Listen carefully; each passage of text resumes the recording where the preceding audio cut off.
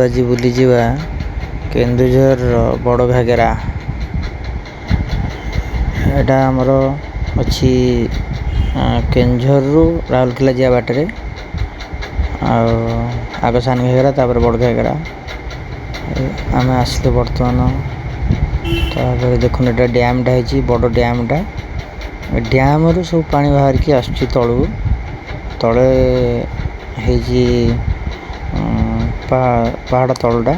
ସେ ଡ୍ୟାମ୍ ଉପରୁ ପାଣି ତଳେ ନିଗୁଡ଼ିକି ଆସିକି ତଳେ ପହଞ୍ଚୁଛି।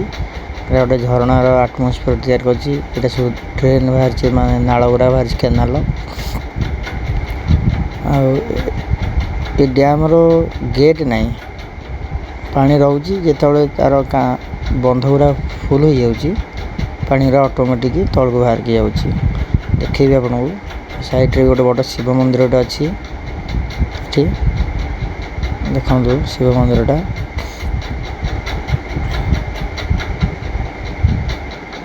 ଦେଖନ୍ତୁ କେତେ ବଡ଼ ଶିବ ମନ୍ଦିରଟେ।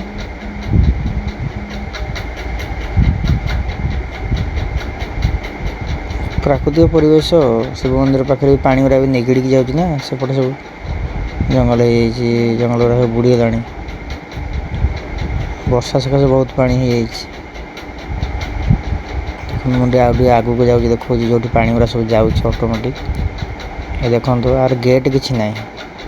ପାଣି ଫିଲ୍ଅପ୍ ହେଇଗଲା ମାନେ ଏଇ ସବୁ ଚାଲିଲା ପାଣି ତଳକୁ। ଆଉ ଟିକେ ତଳକୁ ଦେଖନ୍ତୁ।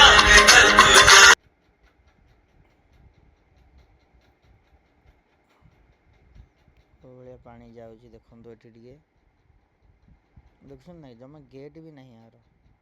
ମାନେ ଡ୍ୟାମ୍ ଫୁଲ୍ ହେବ ମାନେ ପାଣି ଅଟୋମେଟିକ୍ ତଳକୁ ଆସିବ। ଆଉ ତଳେ ତ ଏଇ ପାଣିଟା ଯାଇକି ଝରଣା ସୃଷ୍ଟି କରୁଛି। ତଳକୁ ବି ଆପଣ ନେଇଯିବି ଟିକେ ଦେଖନ୍ତୁ। କାଉଡ଼ିଆ ଭାଇମାନେ ସବୁ ଆସିଛନ୍ତି, କିନ୍ତୁ ଖେଳୁଛନ୍ତି। ବିପଦପୂର୍ଣ୍ଣ ଜାଗାରେ ମଣିଷ ଜାଣି ଶୁଣିକି ଯାଏ, ଜାଣି ଶୁଣିକି ହଇରାଣ ହୁଏ। ଶେଷରେ ଭାଗ୍ୟର ଦୋଷ ଦିଏ। ପାଣି ସୁଅ ଆଗକୁ ଯାଉଛି, କେତେବେଳେ ଅଧିକ ପାଣି ଆସିବ ବା ଭସେଇ ନେଇଯିବ, କ'ଣ କରିବ? ଲୋକଙ୍କର ସେଥିପାଇଁ କିଛି ଚିନ୍ତା ନାହିଁ। ଏଇଟା ହେଲା ଝରଣା। ଉପରୁ ଯେଉଁ ପାଣିଟା ଆସୁଛି, ଡ୍ୟାମ୍ ପାଣିଟା ଏଇଠି ଆସିକି ଗଳୁଛି। ଏଠି ଝରଣା ସୃଷ୍ଟି ହେଉଛି। ଆଉ ଏଠି ସବୁ ଲୋକମାନେ ଗାଧଉଛନ୍ତି, କିନ୍ତୁ ଗାଧୋଇବା ପାଇଁ ମନା କରାହେଇଛି। ଏଇଟା ପାହାଚ ହେଇଛି ଗୋଟେ ପଟେ। ଏଇପଟେ ପାହାଚରେ ଉଠିକି ଉପରୁ ଡ୍ୟାମ୍ ପାଖକୁ ଯିବ। କିନ୍ତୁ ମୁଁ ବି ଆପଣମାନଙ୍କୁ ନେଇଯାଉଛି। ଗୋଟେ ପିଲାଟା ଦେଖନ୍ତୁ କେମିତି ସାଇକେଲଟାକୁ କାନ୍ଧେଇ କାନ୍ଧେଇ ନେଉଛି। ଆମକୁ କଷ୍ଟ ହେଉଛି ଚାଲିକି ଯିବାକୁ, ସେ କାନ୍ଧେଇ କାନ୍ଧେଇ ଦେଖନ୍ତୁ ନେଇକି ଯାଉଛି ଉପରକୁ କେମିତି ସାଇକେଲଟା। ତାଙ୍କର ଅଭ୍ୟାସ ହେଇଗଲାଣି ଏ ବାଟରେ। ଏ ଡ୍ରେନେଜ୍ ହେଇଛି ତା'ର ସିଷ୍ଟମ୍। ବସିବା ପାଇଁ ସୁବିଧା ଅଛି, କିନ୍ତୁ ଏତେ ପରିଷ୍କାର ନାହିଁ। ତଥାପି ଆପଣମାନେ ଆସନ୍ତୁ, ଥରେ ବୁଲିକି ଯିବେ। ଏଠି ପରିଷ୍କାର କରାହେଇନି ସେତେ ଜାଗାଟାକୁ। ଏଇଟା ବଡ଼ ଘାଗରା।